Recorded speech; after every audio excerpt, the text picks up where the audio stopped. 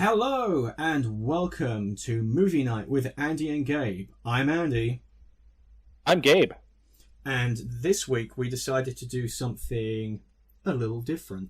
Now, last week we did It's a Mad, Mad, Mad, Mad World, which was continuing the tradition of only one of us having seen the film prior to doing the episode.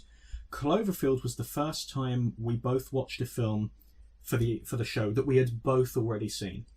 This time, this was a film that neither of us had seen, and I thought I picked this one because of the prestige of the film and how it's considered to be this great, amazing film. But unlike a film like Apocalypse Now or Fitzcarraldo or something like that, there aren't as many people today that have still heard of it. So I thought that's a really interesting one to do a review on. So neither of us had seen this film, and what I'm going to do is just very, very, very quickly give a plot synopsis. So Papillon is about a man named Papillon, his real name being Henri Charrier, pronunciation might be a little bit wrong, who is a Frenchman who is taken aboard a prison ship to French Guinea to be part of a prison colony. Now, from the moment he's on this boat, he's already planning his escape. So he finds Louis Daguerre, who is known to be a rich man who can get shit done for him. He protects Daguerre on the boat and stops Daguerre from getting assassinated, and the two of them form a friendship. Daguerre tries to get them put in a comparatively nicer prison island using his connections, as he is a wealthy man. But he had personally wronged one of the prison officials, and as such they get sent to a work camp, and they frequently have to go into the depths of the jungle in French Guinea to work, wrestle alligators, dig, saw, brutal back-breaking work. Over the course of the film, we see them plotting multiple escape attempts that see Papillon put into solitary confinement multiple times. Essentially, this film is about the unjust penal system of France of the time the film is set, the quest for freedom, the friendship between our two lead characters, played wonderfully by Steve McQueen and Dustin Hoffman, and how you can imprison a man but never his soul. So we have to address the elephant in the room, which was that I, on many, many occasions, told my beloved co-host Gabriel to watch the original version and not the recent remake starring Charlie Hunnam. And then I got a message from him yesterday going, I have fucked up. I went and watched the remake. I like the thought you were sitting there and you're going, wait a minute, squinting at the TV screen. This isn't Steve McQueen. Well, I didn't even have that reaction. So we had discussed what we were going to watch several times. I had forgotten the title of the film several times. And in the very last message that we sent to each other, I said, what was the name of the film again? And you said Papillon. So I was like, oh, okay. So I just typed that into my Roku and picked the very first thing that came up. So I did watch half the remake, and then I was like, wait a minute. Am I sure this is the right version? At some point, I don't even know why it popped into my head halfway through to ask that question. So then I scrolled up on our conversation further and saw that it was the Steve McQueen 73 thing, and I was like, oh, fuck. So I watched that one. What was really interesting... That. So I was going to say, originally we planned on... Because I said to Gabriel, why don't you watch the rest of the remake and then watch the original, and then you've got a comparison, because I've only seen clips of the remake. And the clips I did see, I wasn't really impressed with the craft of the filmmaking, but we can get into that way later. Sure. But then after you had watched the original, you sent me a message saying, now I've seen the original, I don't have anything to say about the remake. Mm-hmm. And I was just curious as to why that was and what your thoughts on this film were. Sure. Well, that's a good segue into my thoughts on the film. So the reason that after seeing the original that I don't have much to say about the half of the remake that I saw is that I don't have much to say about the original to begin with. I have no idea what your take on this film was. My take is When I was in college, one of my teachers had us watch a movie to write a review of it or a report on it or something like that. And we were given specific instructions about things in our review that we couldn't say. We were told that we couldn't talk about how long it was, and we couldn't use the word boring. And I thought that was wrong, because how long the movie is and whether or not it's boring is an important component of one's experience of watching a film. This film was boring. It was way too long. It was kind of pointless. It was incredibly poorly paced. I didn't really care about the characters, and I didn't care about the outcome. And I felt, after watching, what was it, 150 minutes Something of like this... that. Yeah, I felt that after 150 minutes with these people, the only thing that I ever knew about them is that they didn't want to be in prison. And that's a big problem. If you compare this to something, well, the obvious comparison here is the Shawshank Redemption. You really like Andy Dufresne. You really want him to get out of prison. You strongly like his friends. You strongly dislike the bullies in the prison. You get emotionally invested in these people's lives. You are never emotionally invested in any of these people's lives, other than I had this issue with the Passion of the Christ. Other than them just being a blank slate that's getting beat up and brutalized and tormented, and you just kind of like, oh, well, that's not very nice. But there's nothing here for anybody in the audience to get involved with, other than the fact that they don't want to be in prison. And for me, 150 minutes, that's just not good enough. I did find myself thinking about the ethics of prison, and the question of somebody asked the question, is it possible to design a humane prison? And I asked myself that question because we don't really do this anymore, this sort of hard labor prison as a form of like torment. At the very least, not to this extreme. Not to that extreme, exactly. I was going to say, obviously that still does happen, but exactly what you said, not to this extreme. And I was thinking, well, I started thinking of how it seemed in comparison that our prison systems are better, but they're not really. And I found myself asking, is it possible to design a humane prison? I think the answer is no. And I also started thinking about the ethics of French colonialism and colonialism in general. Obviously, a movie like this is going to spur those thoughts on, but I feel like I could have watched a better movie and still have come away with those thoughts. Can I just read you, and I didn't read anything about this movie beforehand, but I did look into the mixed reception that this got right when it came out, and I found a review that Roger Ebert wrote. Can I just read you a paragraph of that? Absolutely. It's kind of, yeah, it really characterizes, you read something like this, at least in my case, and you think, oh, I wasn't the only one. So, he says, Sophia Loren was once in a movie named The Pride and the Passion, which involved hauling an enormous cannon halfway across Europe through deep mud. By the time they heaved the cannon into position, I had long since stopped caring, and even had a little difficulty remembering why they were doing it in the first place. The movie had expended enormous energy without cause. Papillon is a movie like that, an expensive, exhausted 150-minute odyssey that doesn't so much conclude as cross the finish line and collapse. It had been outfitted with expensive stars and a glossy production, but it doesn't really make us care. When Steve McQueen finally escapes from Devil's Island, we're happy more for ourselves than for him. Finally, we can leave too. And at another point in the review, he said, you know something has gone wrong when you want the hero to escape simply so that the movie can be over. And with that, I will conclude my thoughts. So, I had a different experience in the lead up. What I normally do is I normally watch the film the night before I record, and then before we record, I will write out all my notes that morning and just process how I think about it. This one I watched 2 weeks prior to recording this today on April Fool's Day. It won't be out by April Fool's. We're always about a month behind. But I deliberately didn't rewatch this film a second time. Not because I didn't like it. I really do like it. But it's such an intense watch, and it's such a laborious watch that you feel tired by the film. Like, it is an epic in like every sense of the words. This movie spans a long period of time, both in universe and actually as you're watching it.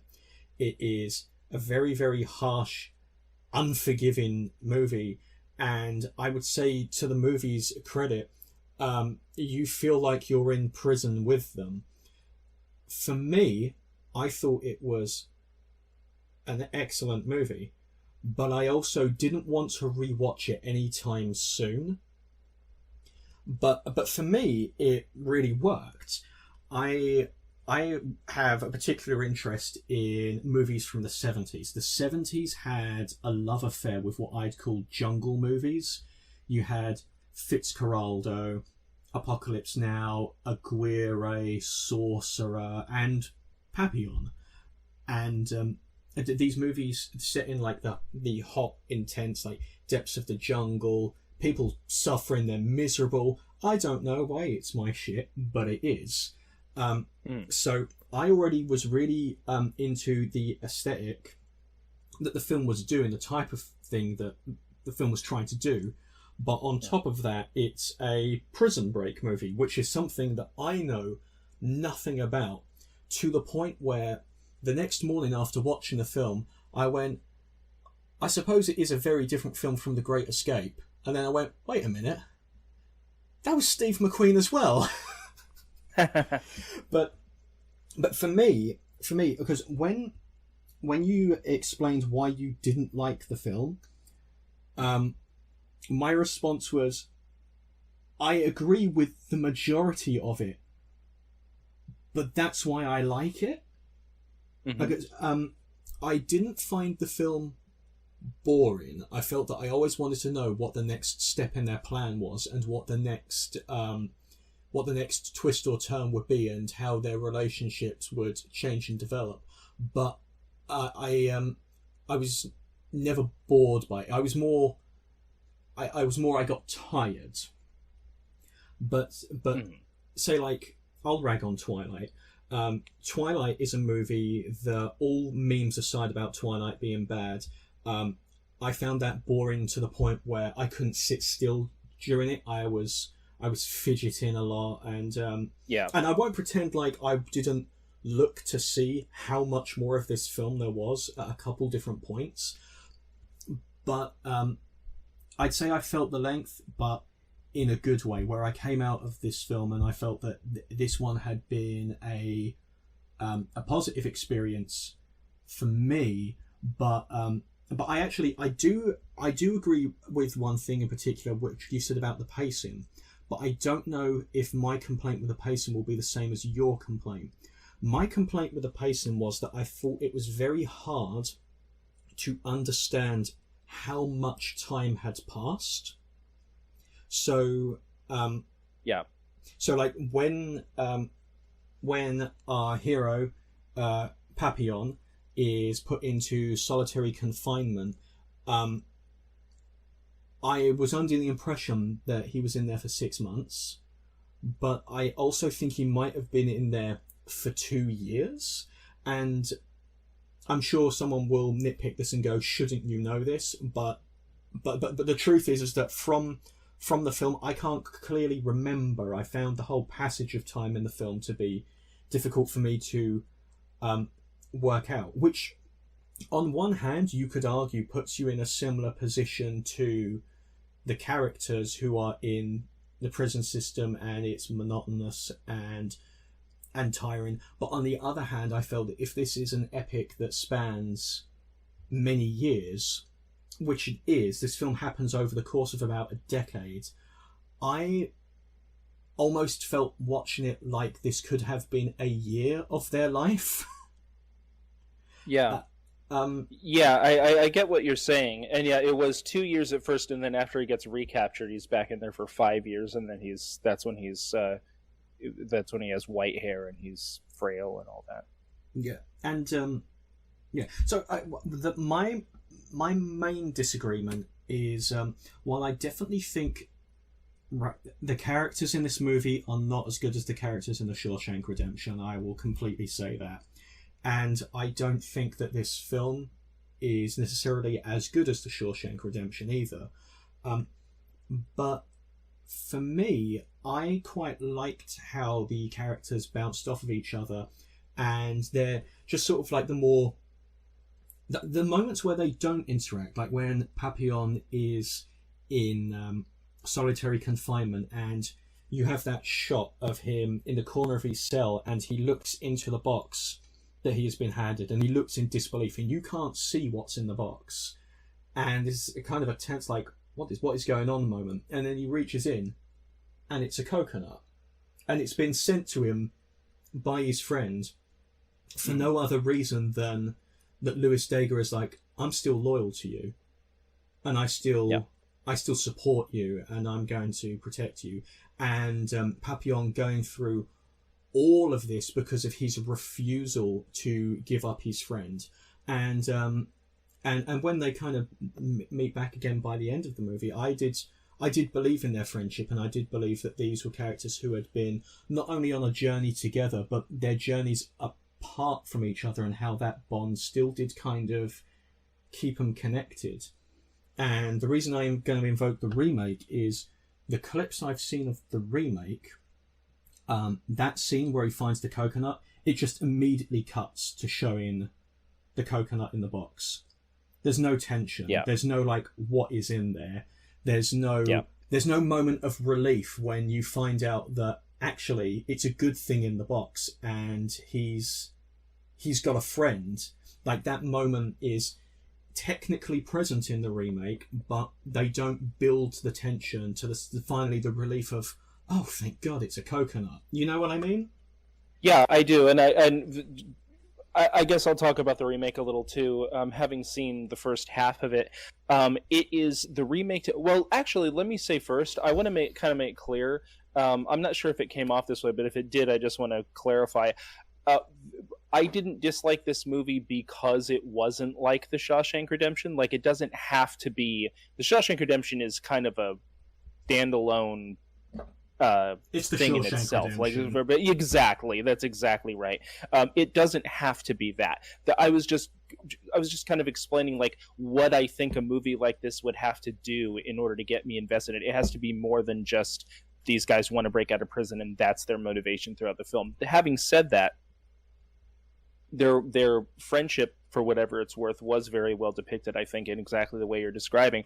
And the remake kind of goes the opposite route of how the it's almost an inverse negative of the original, because the cinematography, the directing, all of that stuff is incredibly pedestrian, whereas the original movie, that's what was driving the story and the characters, was more their behavior and the way that it was shot and the way that it was edited, rather than any direct dialogue from the characters, exactly the way you described. In the remake, it was exactly the opposite. So in the remake, it starts when he's framed. So we actually see him doing something that the mob bosses or whatever don't like, and we see them framing him. So this movie, the remake gives you, it really holds your hand. When he gets in the fight on the ship and then he's like hogtied or whatever, that is explained.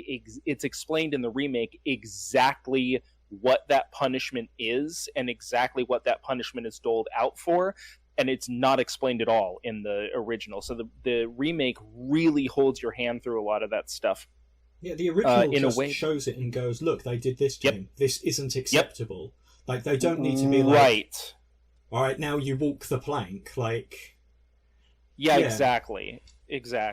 So the remake, I felt that it was a lot more direct, which meant that there was a lot more dialogue between the characters explaining their relationship, which for me, having had the experience of the only thing I know about these guys is they want to get out of prison, that was actually kind of an improvement in that sense. Okay. But the remake is just even that notwithstanding, the remake is just worthless. It's just a really pedestrian, um, just straight up telling you what's happening rather than having you experience it through seeing it, if that makes sense. Yeah, it's the impression that I got whenever I heard someone talking about the remake is the original movie but worse. Like, there's not, Yeah. because I don't know how you would do this film differently. This is a film to me where I think the best version of this film is quite likely the film that got made. You know, I'm not. Well, I'm not sure. another thing that the remake does is that, and I'm curious. I'd be really curious to revisit this at some point and have you actually watch the remake and see what you think about it. Because there were things about the remake that I liked. The cinematography and the directing and stuff wasn't bad, but when you're comparing it to like the guy who directed Patton, it's going to be, in comparison, it's going to be much different. The only thing I think that the remake had over the original, apart from it just being a little bit more modern looking, is that there was a lot of real violence in it. There was a lot of actual gore in it, and that for a film which, in my opinion, told its, not, I don't want to say story, but it gave the impressions and the feelings of the injustice of the sort of prison colony system through just looking at the brutality of it. That the remake probably had a little bit of an edge over the original, but nothing else. The performances, the directing, everything was just absolutely bog standard, almost TV movie level production. So it's, apart from the heightened gore and violence and the perceptions that you would get from that, it's really not even worth discussing. Well, it's interesting that you say about it may be an advantage being that it looked more modern, because from what I've seen of it, it looks so much worse than the original. Like, so much worse. Like, when you're in the jungle in the original, and I don't know if it's a shot on film versus digital or if it's just a bad colour grading, the remake, everything looks grey. Everything looks grey. Like, when Charlie Hunnam's in the prison, he's got this nice, neat beard and he's clean and just a little bit of movie dirt. In the original, that jungle looks fucking boiling. The greens of the jungle, they pop.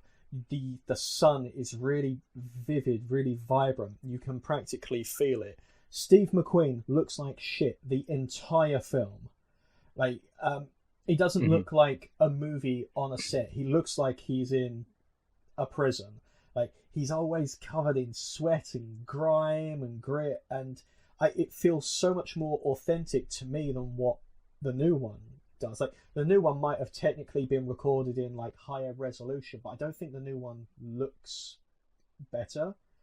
You know, if I can maybe segue from that for a second, I think I think that's a trend in modern films, is for everything to be, to use the term you use, I think is the correct one, a little bit less vibrant.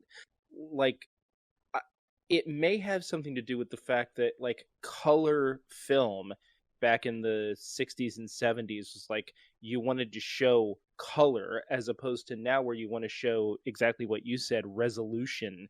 And to me, the going with the resolution angle always ends up looking worse. Sorry. I actually, it's funny because we were talking about this on this movie on the phone, having nothing to do with Papillon, but I was just watching the brand new 4K extended director's cut of Star Trek: The Motion Picture, and I looked at a YouTube comparison of that version to the theatrical release, not even the spruced up director's cut that they did in 2001, but the theatrical release. and it just looks, the theatrical just looks clearer to me. It looks, the 4K version, it's darker. I feel like the colors are more washed out than they were. I wonder if that does have something to do with color versus resolution. That's interesting. I absolutely believe it's an intentional choice that they make as well. Like, I really do. I think that they do that on purpose, thinking like, oh, no one wants to see color in a movie, kind of thing. Yeah. Yeah. No. I noticed it.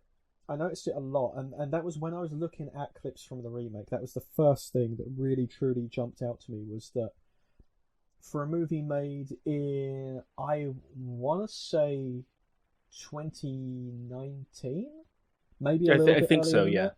Like, for a movie made then, it was like, it did not look better. And the thing is there was another Charlie Hunnam film that came out only a year or two before, called The Lost City of Zed, which is a film in the same sort of vein as like a Papillon or an Apocalypse Now, which followed Charlie Hunnam as he explores the Amazon for a lost civilization that he believes exists in the Amazon.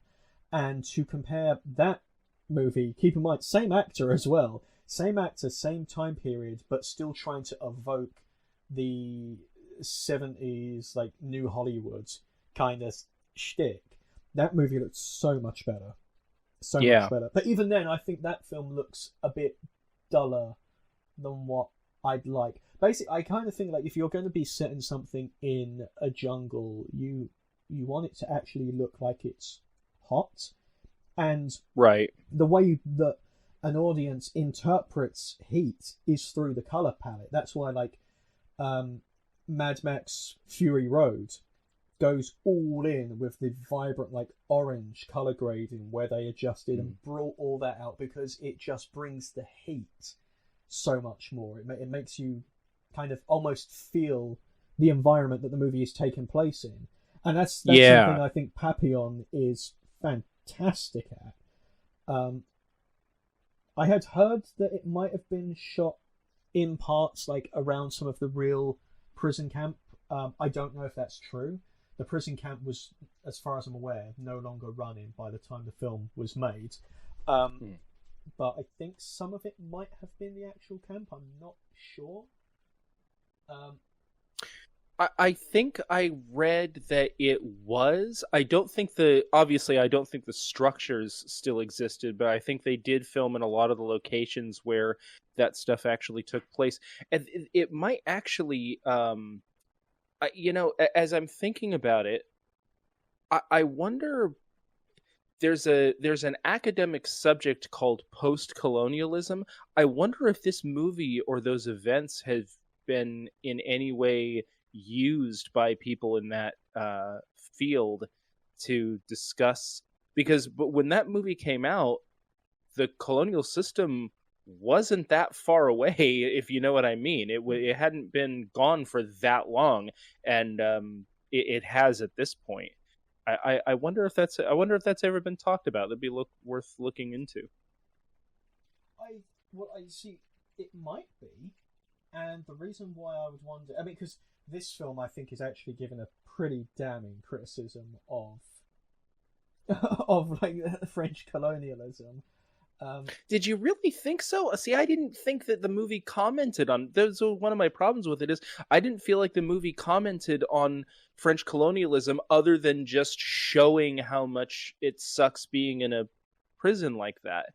That was one of the things that it sort of left me feeling like, as I said at the beginning, I felt like I could have watched a better movie and had the same come away with the same feelings about it. You gotta remember, though, that anything that a film kind of shows is commenting on something in some way, because everything that exists in a film was put in by a person who had a point to make. So I'd say, yeah, it does comment on it, because it's showing the brutality and the cruelty of the French penal system, and how they would dump people on islands. And I mean, straight up, Britain did this as well. We used Australia for this exact purpose. But But no, I would say just in the way that it shows the cruelty and the suffering of the characters in there, I would say that is commenting on how people are treated, because it's demonstrating how people are treated. I don't think they need to stop the camera for a moment and go, this is the problem with the structure that you guys have put in place. Like, they don't need to do that. But I think if they had done that, people would have been like, they don't rub your nose in it.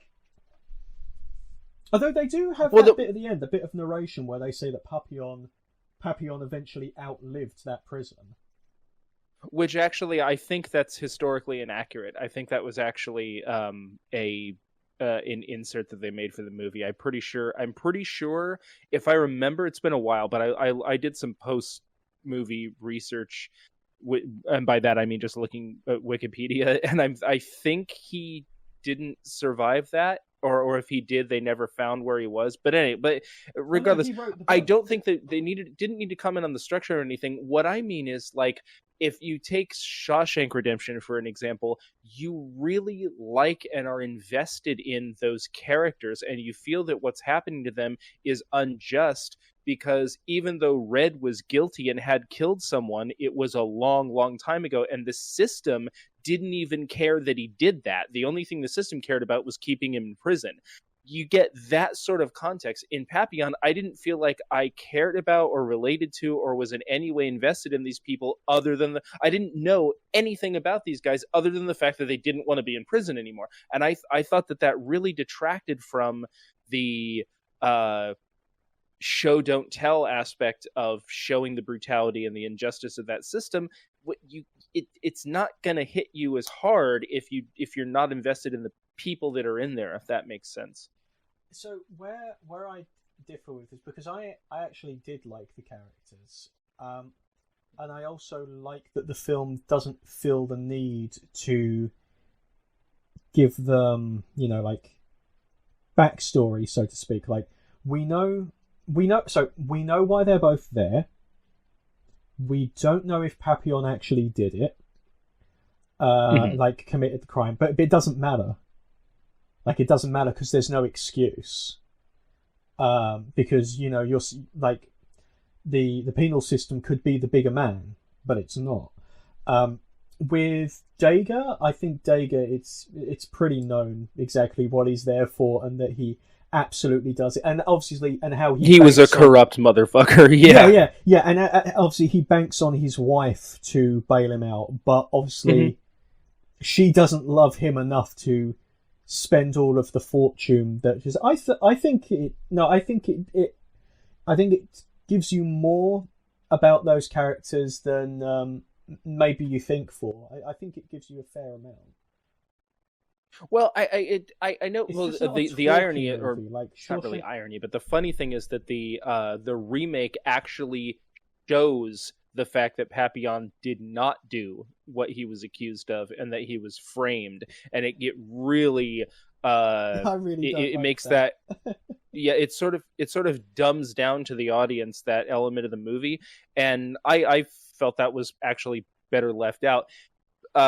But in fairness to what you're saying, I think the guilt or innocence really doesn't matter. Like I said, Red was innocent, or was guilty rather, in Shawshank Redemption. You still cared about him. No one deserves that, and nobody deserves to be put in a place like that, I think, is the takeaway. In answer to the little question, by the way, of did Papillon outlive that prison system? Yeah, he did. So did they? That prison closed in 1946, the same year the whole colonial penal system was abolished, and Henry Charrière died in 1973. And he published the book Papillon, which is what the film is based on, in 1969. Gotcha. But that's also an interesting point in of itself, because this movie at least purports itself to be based on true events. I don't think it is at all, but it purports itself to Uh-huh. be so. Like, I think this is sort of like the dad movie equivalent to the Amityville Horror, where someone wrote a Yeah, book yeah. and they said the book was based on their life, and Uh-huh. then people went, "Oh, so it's a true story because it's based on a book." But I don't know about that. I don't know about that because Well, I know that or at least I think I recall um that a lot of this was embellished by the actual person who wrote it. That I think I could be totally wrong about this. I wish I wish I talked about this a little bit more, a little bit closer to my having looked at it. But I think that none of the stuff in the book actually happened, or not all of it actually happened to him. His experience that he related in the book was sort of an amalgamation of a bunch of different things that happened to a bunch of different people when he was in that system. That which is fine, which is totally fine, and doesn't hurt anything. But yeah, it is not quite based on a true story. no, exactly like Papillon himself, Henry Charrier, he said that the book is 75% true, which being real probably Right. means none of it. Right. Or at least it's funny when we talk about how much of an autobiography is actually true, if you think about it, or how much of our own memories. um Somebody, when my wife was pregnant, we did this sort of like pre-pregnant or pre-birth sort of what to expect kind of thing. And the person I never forgot this. The person said, we don't actually remember events, we remember highlights. We remember like how something Absolutely. felt. We remember what was going on, or we remember how we felt, or what our experiences felt like to us at the time, more than we actually remember the things. So that's, yeah, I mean, that's all fine, but yeah, I would be very surprised if the majority of that was actually experienced by Yeah, I mean, him. there was a guy who claimed that he was Papillon, that he was the real guy that they had based the story around, and he even did have the butterfly tattoo. Mm-hmm. I mean, whether or not he was telling the truth, I don't know. This guy was a fellow called Charles Brunier, and yeah, he claimed it to be him. Also, he had a really, really interesting life in of itself, because he was in that prison, and then World War II, I think it was, broke out, and Hmm. because World War II had broke out, he he had experience as a pilot or something like that. So he was let out of prison, and he served in the military, in like the Air Force or something like that. Like, fought for France, and then as soon as his time was done, they put him back in the fucking prison. Oh my god. That's fucked. That is well and truly fucked. It's just rude. But also, I mean, if you're talking about like historical accuracy, stuff like that, or whether Charrier is, telling the truth, there is no record of Louis Dager. Maybe he changed the names, if we're given the benefit of the doubt. Maybe he changed the names for like reasons of whatever. Because if Dager is still on the prison, like in the prison, he could maybe get in trouble, or I don't know. Yeah. But Or if he actually was, because wasn't he was a politician, right? Or he was some kind of a elected person it was either who was that running or a like a scam. banker or something. Yeah, something like that. And it's possible. I find it. I actually find it a little. I actually find it a little bit unlikely that was invented. That seems awfully specific for to have been invented. There probably was somebody like that who was in prison, yeah. who was. I the other thing would be that he claimed he was imprisoned on Devil's Islands, but the French penal colony records don't indicate that he was ever actually on Devil's Island at all. Devil's Island's a really interesting place in of itself because there's a great YouTube video called "Why No One Has Ever Escaped Devil's Island," and it's this blatantly clickbait. And then you click on the video, and it's like, so no one's ever escaped it except for these people who escaped, and this person who escaped, and this person who fucking escaped. So they went for the cool title, but then you click on it, because I clicked on it thinking, oh, this will be good for research, because if no one's actually escaped that, then you could assume that this part of the story is made up. But then it turned out, no, people have escaped there. Yeah. So where I am with the historicity of it, I don't care if it happened. I would never purport it as true. If someone said to me, did this happen? I would say, I think it was made up. But do I care that it was made up? No, because I don't think any of the weight of the film, I haven't read the book, but I've heard it's very good. I don't think any weight of the film at all is lessened by it being based on fibs, personally. Sure. And if you think about it, like, that's pretty. It doesn't have to be, because it's not about being an autobiographical tale of one person's experience. It's more like something like The Color Purple, where it's showing you a what am I trying to say? It's showing you. It's discussing a subject. It's not really discussing a person. So it's functionally, it being fiction or nonfiction really doesn't matter as long as it gets that across. And in that sense, I think it did. I want to reiterate, I think it did that. I just feel like I could have seen a better movie and had exactly the same feelings about the injustice of prison or French colonialism or anything. Yeah, that you would have empathy for someone in that situation regardless, but of course, but the experience of the film for you didn't land in a way of like, yeah, I feel bad for this guy, but I'd feel bad for anyone.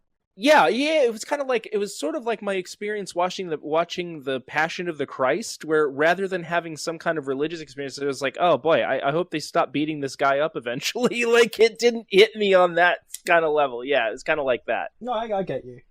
You know what the real takeaway for me though, because I gotta hammer this point home. I didn't know that Steve McQueen was that good of an actor. I knew the name, and I knew the face, and I knew that he was a big movie star in the 60s and 70s. I didn't expect to see as good a performance as I did, because I just kind of took it for granted. Oh, it's a Steve McQueen movie. A bit like how I've been surprised by Brad Pitt. Brad Pitt's an actor where I almost want to say that one of the biggest movie stars in the world, as an actor, is underrated. People think of Brad Pitt, the movie star, Brad Pitt, the hunk. But when you see him in a great role, like Seven or Once Upon a Time in Hollywood, he's a really good actor. And but in a way that's not really talked about as much as him as the statue. You get what I mean? And yeah, for sure. That's how I felt with Steve McQueen in this movie, where I was really, really impressed with Steve McQueen from start to finish. And obviously Dustin Hoffman, but I feel like that's a given. Well, the funny thing is, I was going to say our generation, but my generation knew Dustin Hoffman very well from beginning to end. But back of that, we didn't really know Steve McQueen. That was more like the 60s and 70s. And so this was my first introduction to him too. And so, yeah, I'm kind of used to Dustin Hoffman being great in whatever he chooses to do. And for me, I was a complete novice when it came to Steve McQueen too. And I also was really surprised to see that he really has acting chops. Yeah, I mean, he must have been the highest paid actor in Hollywood for a reason, you know, like he had to have been good, but Yeah. But yeah, no, I just I completely took it for granted. I think I slept on it a little bit. But no, that was another thing for me that I would say, to kind of summarize my experience with this film. I like this type of film a lot, and I did like this film a lot, but this film isn't necessarily the best of its kind that I've seen. Like, I don't know that it's as good as some of Werner Herzog's films, or that it's as good as, say, like, I don't know. Maybe I do like it more than Apocalypse Now. I feel like I'm going to flip-flop on that a lot. I have got complicated feelings about Apocalypse Now. It's obviously a masterpiece, but it doesn't always hit me. Normally for me, the deciding factor is, did the film move me? It can be the most, like, technically competent, and like even a story really well told, but if it didn't move me, it'll just be a good film I saw rather than a favourite film. Right now, I would say I liked it a lot. I don't know if it's one of my favourite movies, but that would be my kind of closing thoughts for Papillon. Okay. Well, to close, I can only reiterate what I said. I thought that it in the show don't tell way that it approached showing the horror of this kind of system, I felt it did that correctly, but I felt it was missing some other things that would have really elevated it, that I could have gotten from other sources and came away with exactly the same message. So that was really the long and short of what I felt about it. Well, okay, in that case, we will see you next time when we're going to talk about something. So, who knows? Yeah, something. All right. Well, it's goodbye from me. And goodbye from me. Bye. Bye.